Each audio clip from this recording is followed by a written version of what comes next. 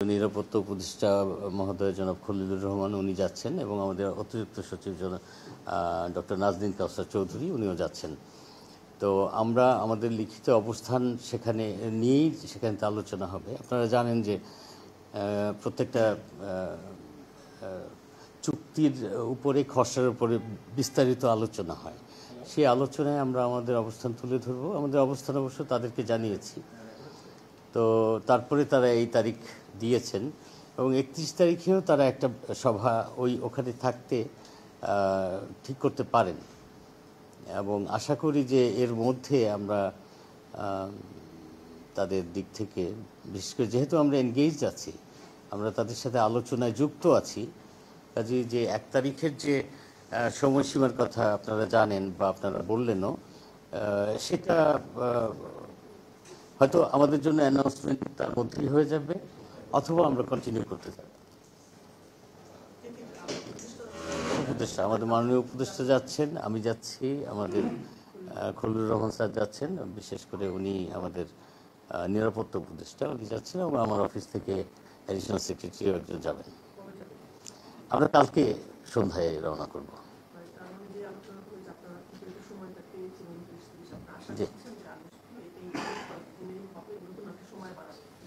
না, এর মধ্যে হয়তো ফলাফল কিছু হবে, এর মধ্যেই হয়তো ফলাফলটা হয়ে যাবে বলে আমার ধারণা, ব্যক্তিগত ধারণা এটা।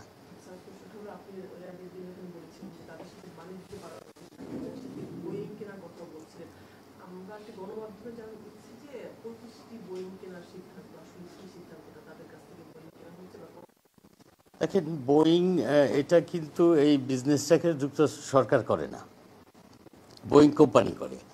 আমরা 25টি বোয়িংয়ের জন্য অর্ডার দিয়েছি। এরকম অর্ডার কিন্তু যেমন ভারত দিয়েছে 100টার, ভিয়েতনাম দিয়েছে 100টার,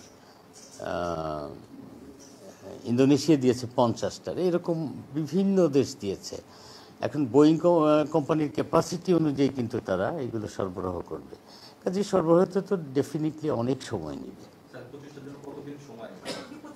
না, এটা আমরা এই ব্যবসায়ের ধরন অনুযায়ী প্রথম আদেশ যারা দেয় তাদেরটা আগে সরবরাহ করে, অথবা তারা তাদের মতন করে সেই প্রতিষ্ঠানের নিয়ম অনুযায়ী তারা সরবরাহ করবে। আমাদের ইমিডিয়েট কিছু এয়ারক্রাফট দরকার, আমাদের 2-1 বছরের মধ্যে দরকার। হয়তো আমরা 2-1 বছরের মধ্যে কিছু পাবো, কারণ আমাদের বিমানের তো বহর বাড়াতে হবে এবং সেই পরিকল্পনা সরকারের বেশ আগে থেকেই ছিল।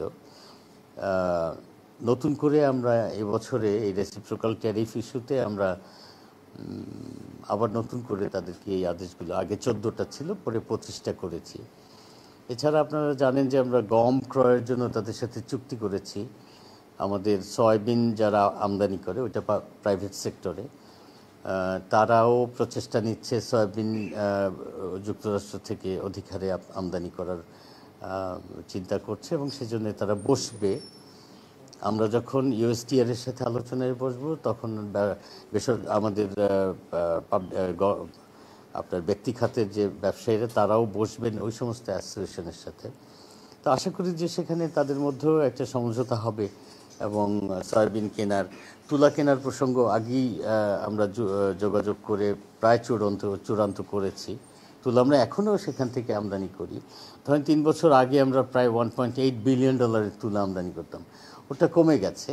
তো সেটা যদি আবার বেড়ে সেই 1.8 বিলিয়নও হয়, তাহলে আমাদের প্রায় 1 বিলিয়নের বেশি তুলা খাতেই আমদানি বাড়ে এবং এভাবে যেটা বাড়বে সেটাই আমাদের যে প্রজেকশন, আমাদের যে প্রত্যাশা, সেই প্রত্যাশা অনুযায়ী আমাদের আমদানি সেখান থেকে বাড়বে এবং সেভাবে বাড়লেই যে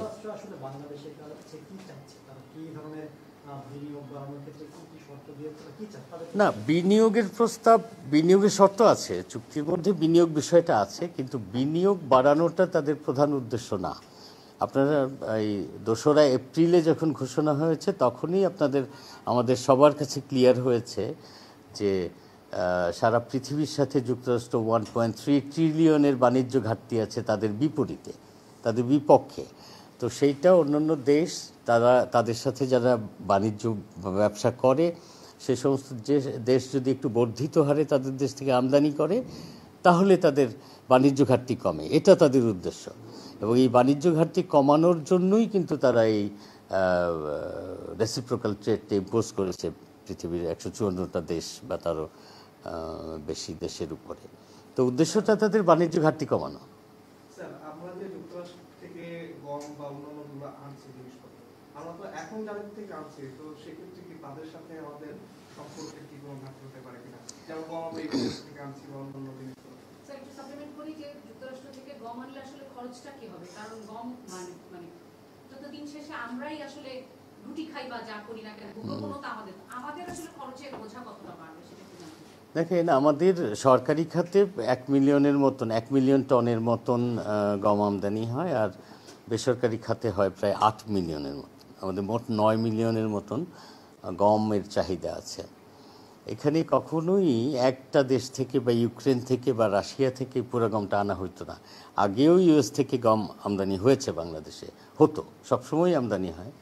আপনি দেখবেন যে উন্নত মানের আটা যেটা দিয়ে আসলে ময়দা বলি যেটা, সেটা কিন্তু আসলে যুক্তরাষ্ট্র বা কানাডা থেকেই আসে। আর বর্তমানে ইউক্রেন থেকে যে গমটা আমাদের আসতো আগে, সেটা এখন আমাদের রেড সি এরিয়ায় কিছু ভোলাটিলিটি তৈরি হয়েছে। সেখানে বিবাদমান গ্রুপের কারণে সেই সাপ্লাইটা কিন্তু আপনার আগের মতন ওই নিরুপদ্রব নাই। এখানে যথেষ্ট সন্দেহ আছে যে সেটা এনশিওর্ড সাপ্লাই হবে কি না। সেই কারণে আমাদের অল্টারনেটিভ সোর্স হিসেবে আমেরিকা কানাডার উপরে নির্ভরশীলতা বাড়ানোটা আমাদের রাষ্ট্রীয় স্বার্থে, আমাদের যে ফুড সিকিউরিটির স্বার্থে দরকার, সেটাও খুব গুরুত্বপূর্ণ ইস্যু। আর আরেকটা দিক হলো, ইউক্রেন থেকে আমরা গম প্রচুর পরিমাণে আনি, রাশিয়া থেকে প্রচুর পরিমাণে আনি, আমাদের বেসরকারি ব্যবসায়ীরা আনেন, কিন্তু সেই গমটা কিন্তু তারা কিন্তু কিছু নেয় না আমাদের এখান থেকে। তা আমার কাছ থেকে তো সে 8.5 বিলিয়ন যুক্তরাষ্ট্র নেয়, কিন্তু আমি তার কাছ থেকে কিছু আনবো না, সেটাও তো কোনো আপনার বিচার হলো না, তাই না? যে আমার কাছ থেকে কেনে, তার কাছ থেকেও তো আমার কেনা উচিত। যেটা তার আছে, যেটা সে দিতে পারে, সেটা তো বর্ধিত হারে আনা উচিত। অন্তত যখন তারা এটা ন্যাশনাল এমার্জেন্সি ঘোষণা করেছে, বলেছে যে এটা এই এমার্জেন্সিটা তাদের জাতীয় অর্থনীতিকে এফেক্ট করতেছে, তখন তো অন্য অন্য দেশের, বিশেষ করে যারা ট্রেডিং পার্টনার আছে, তাদের একটু অগ্রসর হওয়াই উচিত। সেই হিসাবে আমাদের সরকারি খাতে বেশ ভালো একটা পরিমাণের গমের জন্য ক্রয় চুক্তি হয়েছে, এবং সেটা এক্সিকিউট হলে আমাদের বাণিজ্য ঘাটতি একটু কমে আসবে। আমরা বেসরকারি খাতকেও সেই একই অনুরোধ করেছি যে আপনারাও একটু বর্ধিত হারে ক্রয় করলে আমাদের বাণিজ্য ঘাটতি কমতে পারে, যেটা আমাদের যুক্তরাষ্ট্রের সাথে এই যে এখন যে চুক্তির বিষয়টা আসছে, সেটাই একটা সহায়তা করবে।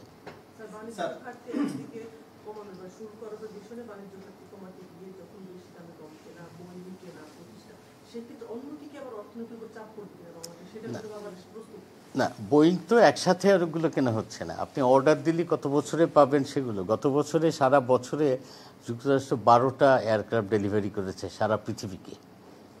তো এখন আমরা তো 25টার অর্ডার দিয়েছি, অন্য অন্য অনেক দেশ মিলে শত বোয়িংয়ের অর্ডার দিয়েছে। তারা কত বছরে এগুলো ইয়ে করবে? তা আমাদের হয়তো বছরে একটা ভাগে পড়বে। আমাদের তো দরকার, আমাদের ফ্ল্যাগ ক্যারিয়ার হলো বেশিরভাগ বোয়িং নির্ভর, আমাদের হ্যাঙ্গারগুলো বোয়িং কম্প্যাটিবল। সো বোয়িং তো আমাদেরকে কিনতে হবে। পাশাপাশি অন্য সোর্স থেকে এয়ারবাস বা অন্য আমরা কিনবো না তা তো নয়। আপনারা দেখেছেন আমাদের ছোট এয়ারক্রাফট যেগুলো ড্যাশ বা বম্বার্ডিয়া যে সমস্তগুলো আছে, এগুলো তো কানাডার, কিছু আছে কি বলে ব্রাজিলের।